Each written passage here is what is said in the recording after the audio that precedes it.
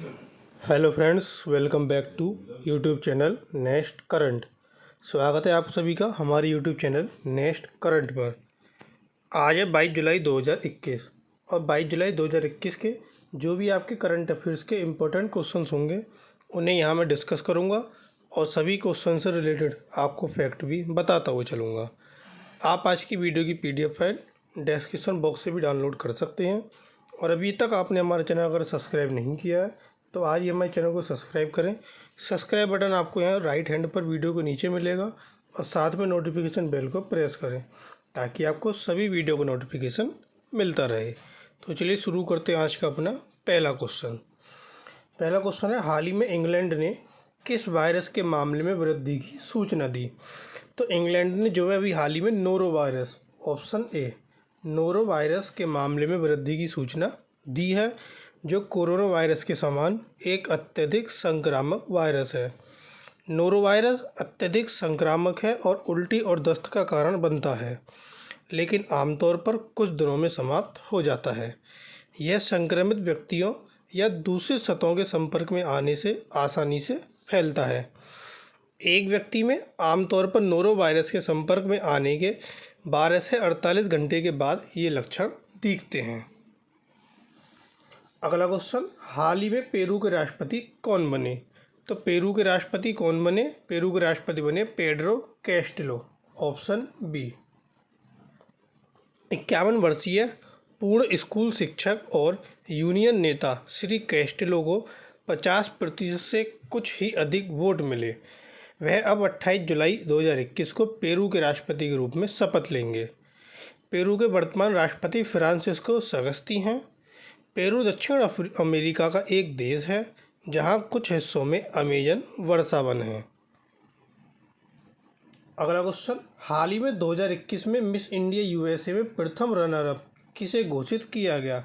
तो वो किसे घोषित किया गया? अर्शी लालानी को, ऑप्शन सी। मिशिगन की वैदेही डोंगरे को 2021 में मिस इंडिया USA का ताज पहनाया गया, जबकि जॉर्जिया की अर्शी लालानी को सौंदर्य प्रतियोगिता में पहली रनर अप घोषित किया गया। उन्होंने भारतीय शास्त्रीय नृत्य कथक के अपने शानदार प्रदर्शन के लिए मिस टैलेंटेड पुरस्कार भी जीता। नॉर्थ कैरोलिना की मीरा कसारी को सेकंड रनर अप घोषित किया गया। अब जो है ये USA की मिस इंडिया बनी है, तो USA के बारे में जानते हैं, miss United states of America. ये आपके अमेरिका, नॉर्थ अमेरिका और साउथ अमेरिका, और ये नीचे आपको क्या दिया गया? अमेरिका की फ्लैग। वहाँ की राजधानी है वॉशिंगटन DC, मुद्रा है डॉलर, और जो वहाँ के राष्ट्रपति है जो बिडेन और उपराष्ट्रपति कमला हैरिस। अगला क्वेश्चन आता है कि हाल ही में वार्षिक AIFF पुरस्कार 2020-21 में महिला emerging football of the year का खिताब किसने जीता? यह खिताब जीता मनीषा कल्याण ने, ऑप्शन डी। बाला ने तीसरी बार इस सम्मान को हासिल किया है। वे इससे पहले 2014 और 15 में लगातार 2 साल इस सम्मान को जीत चुकी हैं। मतलब कि जो वार्षिक AIFF पुरस्कार 2020-21 था, इसमें बाला देवी को महिला फुटबॉलर ऑफ द ईयर नामित किया गया था और मनीषा कल्याण को महिला emerging football of the year नामित किया गया था। तो इस हिसाब से बाला ने तीसरी बार इस सम्मान को हासिल किया। किसके रूप में? महिला फुटबॉलर ऑफ द ईयर के रूप में। सर्वश्रेष्ठ रेफरी का पुरस्कार तेजस नागवेनकर को मिला, जबकि सुमंत दत्ता को सर्वश्रेष्ठ सहायक रेफरी चुना गया। अगला क्वेश्चन, हाल ही में किसने उच्च शक्ति वाला बीटा टाइटेनियम मिश्र धातु विकसित किया है? तो उच्च शक्ति वाला बीटा टाइटेनियम मिश्र धातु जो विकसित किया है वह किया है DRDO ने, ऑप्शन ए। और ये जो आपका बीटा टाइटेनियम मिश्र धातु है, इसमें टाइटेनियम के साथ साथ कुछ और धातु भी हैं जो मिले हुए हैं, जैसे कि वेनेडियम, लोहा और एल्युमिनियम। इसका उपयोग कई विकसित देशों द्वारा वजन कम करने के लिए अपेक्षाकृत भारी पारंपरिक संरचनात्मक स्टील्स के विकल्प के रूप में किया जाता है। वैमानिकी विकास एजेंसी ने 15 से अधिक स्टील घटकों की पहचान की, जिन्हें निकट भविष्य में बीटा टाइटेनियम मिश्र धातु फोर्जिंग द्वारा 40% वजन बचत की क्षमता के साथ प्रतिस्थापित किया जा सकता है। अब जो टाइटेनियम वाला मिश्र धातु तो वह किसने विकसित किया? डीआरडीओ ने। तो डीआरडीओ के बारे में जानते हैं। ये क्या? डीआरडीओ का लोगो।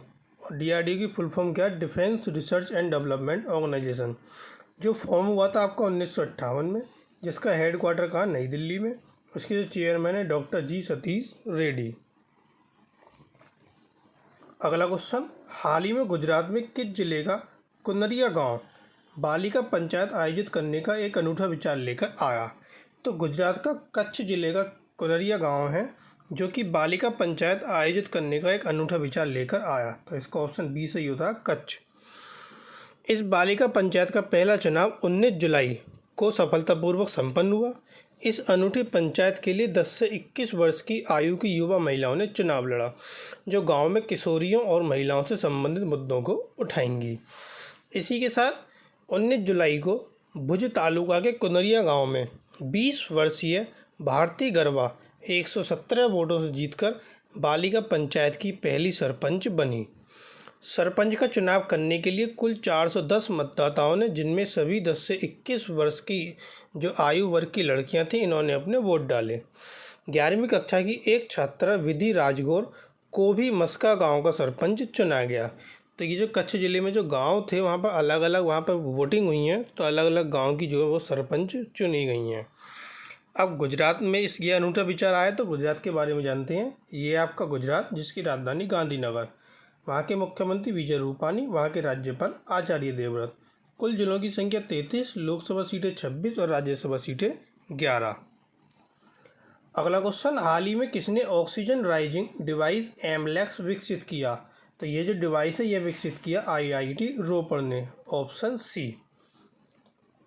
और ये जो डिवाइस है ये सिलेंडर के जीवन को 3 गुना बढ़ा देगा।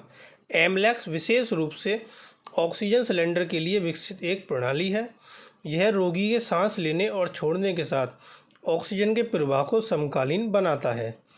यह लंबे समय तक इस्तेमाल के लिए सिलेंडर में बड़ी मात्रा में ऑक्सीजन का संरक्षण करता है। अगला क्वेश्चन, हाल ही में किस राज्य के 3 स्मारकों को आदर्श स्मारक के रूप में चुना है? तो वो कौन से राज्य के हैं? वो हैं आपके आंध्र प्रदेश के 3 स्मारक, ऑप्शन डी। अब वो 3 स्मारक हैं कौन कौन से? स्मारकों में जिला श्रीकाकुलम के सालिनहुंडम में बौद्ध अवशेष, जिला अनंतपुरम के लेपाक्षी में वीरभद्र मंदिर और जिला गुंटूर में नागार्जुन कोंडा में स्मारक शामिल हैं। ये 3 स्मारक हैं जिनको आदर्श स्मारक के रूप में चुना गया है। Wifi, cafeteria, interpretation centre, Braille signage, प्रदीपन आदि जैसी अतिरिक्त सुविधाएं प्रदान करने के लिए आदर्श के 3 स्मारक को आदर्श स्मारक के रूप में चुना गया। और आंध्र प्रदेश में चुने गए हैं, तो आंध्र प्रदेश के बारे में जानते हैं। ये आपका आंध्र प्रदेश, जिसकी राजधानी अमरावती, वहाँ के मुख्यमंत्री वाईएस जगनमोहन रेड्डी और वहाँ के राज्यपाल विश्वभूषण हरिचंदन। कुल जिलों की संख्या है 13, लोकसभा सीटें 25 और राज्यसभा सीटें 11। अगला क्वेश्चन, हाल ही में किस राज्य में 2020 में 1622 किसान उत्पादक संगठन का गठन किया गया? तो यह गठन किया गया 2020 में कौन से राज्य में? महाराष्ट्र में, ऑप्शन ए। 2020 में महाराष्ट्र में 1622 कंपनियों का गठन किया गया, जो 2019 की तुलना में 2 गुने से भी अधिक हैं। महाराष्ट्र में किसान उत्पादक संगठनों की संख्या में 2020 के लॉकडाउन में वृद्धि देखी गई। कई क्षेत्रों के किसानों ने एक साथ आकर लॉकडाउन अवधि के दौरान अपनी कृषि उपज सीधे ग्राहकों को बेची, जिसके परिणामस्वरूप एफपीओ में वृद्धि हुई। अब महाराष्ट्र में जो गठन किया गया, तो महाराष्ट्र के बारे में जानते हैं। ये आपका महाराष्ट्र, जिसकी राजधानी है मुंबई, वहाँ के जो मुख्यमंत्री उद्धव ठाकरे, वहाँ के राज्यपाल हैं महाराष्ट्र के भगत सिंह कोश्यारी। कुल जिलों की संख्या 36, लोकसभा सीटें 48 और राज्यसभा सीटें 19। अगला क्वेश्चन आता है कि हाल ही में कौन सी भाषा की लिपि जल्द ही यूनिकोड वर्ण सूची में शामिल की जाएगी? तो वह लिपि कौन सी भाषा की है? तुलु भाषा की, ऑप्शन बी तुलु। ऐतिहासिक दस्तावेजों का उपयोग करते हुए कर्नाटक तुलु साहित्य अकेडमी द्वारा डिजाइन की गई तुलु भाषा की लिपि को जल्द ही यूनिकोड वर्ण सूची में शामिल करेगा। यह लिपि तुलु संस्कृति का प्रतीक है, जिसके राजाओं ने कर्नाटक में सदियों तक शासन किया था। यदि डिजिटल प्लेटफॉर्म, प्रिंट साहित्य और प्रचार सामग्री पर स्क्रिप्ट का उपयोग किया जाएगा, तो तुलु लिपि को आगे बढ़ाने के प्रयासों को बढ़ावा मिलेगा। अगला क्वेश्चन, हाल ही में किस इस्लामिक देश ने हमदम ऐप लॉन्च किया? तो हमदम ऐप जो है वो किस इस्लामिक देश ने लॉन्च किया? वह किया ईरान ने। Option C Iran. प्रजनन दर में गिरावट का सामना कर रहे ईरान ने इस्लामिक देश में विवाह को बढ़ावा देने के लिए राज्य द्वारा अनुमोदित मैच मेकिंग ऐप हमदम लॉन्च किया। ऐप शादी के साथी की तलाश में युवा एकल के लिए सलाह देता है। पिछले 4 वर्षों में ईरानी महिलाओं में प्रजनन दर 25% कम होने के बाद ईरान की आबादी 2 दशकों में दुनिया में सबसे पुरानी हो सकती है। अब ईरान में इस ऐप को लॉन्च किया गया, तो ईरान के बारे में जानते हैं। ये आपका ईरान, जिसकी राजधानी है तेहरान। वहाँ की जो मुद्रा है ईरानी रियाल। वहाँ के जो आपके राष्ट्रपति हैं हसन रूहानी, और ये क्या आपका ईरान का फ्लैग। वहाँ के जो उपराष्ट्रपति हैं इसाक जहांगीरी। अगला क्वेश्चन, हाल ही में किसने बर्ड फ्लू से होने वाली पहली मौत दर्ज की? तो यह पहली मौत किसने दर्ज की? यह दर्ज की है एम्स दिल्ली ने। Option D. अखिल भारतीय आयुर्विज्ञान संस्थान एम्स नई दिल्ली ने वर्ष 2021 में बर्ड फ्लू से होने वाली देश की पहली मौत दर्ज की। H5N1 एवियन इन्फ्लुएंजा का इलाज करा रहे एक 12 वर्षीय लड़के की एम्स बाल चिकित्सा विभाग में मौत हो गई। एवियन इन्फ्लुएंजा एक वायरस का प्रकार है जो मुख्य रूप से पक्षियों को संक्रमित करता है, लेकिन यह मनुष्य को भी संक्रमित कर सकता है। यह एक व्यक्ति से दूसरे व्यक्ति में भी पारित हो सकता है। अब एम्स दिल्ली ने इसकी मौत दर्ज की, तो दिल्ली के बारे में जानते हैं। ये है आपका दिल्ली, जिसकी राजधानी नई दिल्ली। वहाँ के मुख्यमंत्री अरविंद केजरीवाल, वहाँ के जो उप मुख्यमंत्री हैं मनीष सिसोदिया, वहाँ के जो उपराज्यपाल हैं अनिल बैजल। कुल जिलों की संख्या 11, लोकसभा सीटें 7 और राज्यसभा सीटें 3। अगला क्वेश्चन, हाल ही में हैती के प्रधानमंत्री कौन बने? तो हैती के प्रधानमंत्री बने aerial Henry. Option A. Haiti में देश के राष्ट्रपति जोवेनेल मोसे की हत्या के कुछ ही दिनों बाद एरियल हेनरी ने नए प्रधानमंत्री के रूप में शपथ ग्रहण करी। हेनरी ने राजधानी पोर्ट ओ प्रिंस में एक समारोह में पश्चिमी गोलार्ध के सबसे गरीब राष्ट्र के नेता की भूमिका ग्रहण की। उन्होंने पहले क्लाउड जोसेफ ने प्रधानमंत्री के रूप में कार्य किया। हैती अपने पूर्व में डोमिनिकन गणराज्य के साथ हिस्पानियोला द्वीप साझा करता है। अगला क्वेश्चन, हाल ही में किसने न्यू शेफर्ड की पहली चालक दल की उड़ान में अंतरिक्ष के लिए उड़ान भरी? तय उड़ान भरी आपके जेफ बेजोस ने। Option D. जेफ बेजोस ने 20 जुलाई को अपने रॉकेट जहाज न्यू शेफर्ड की पहली चालक दल की उड़ान के अंतरिक्ष के रूप में उड़ान भरी। न्यू शेफर्ड को बेजोस की कंपनी ब्लू ओरिजिन ने बनाया है। यात्रियों में अंतरिक्ष में जाने वाले सबसे उम्रदराज व्यक्ति सुश्री फंग और सबसे छोटे छात्र ओलिवर डेमन शामिल थे। वे 11 मिनट बाद वापस पश्चिमी टेक्सास के रेगिस्तान में पैराशूट से उतरे। अगला क्वेश्चन आता है कि हाल ही में किस देश ने उच्च गति वाली मैगलेव ट्रेन का अनावरण किया? तो यह अनावरण किया चीन ने। ऑप्शन ए चीन।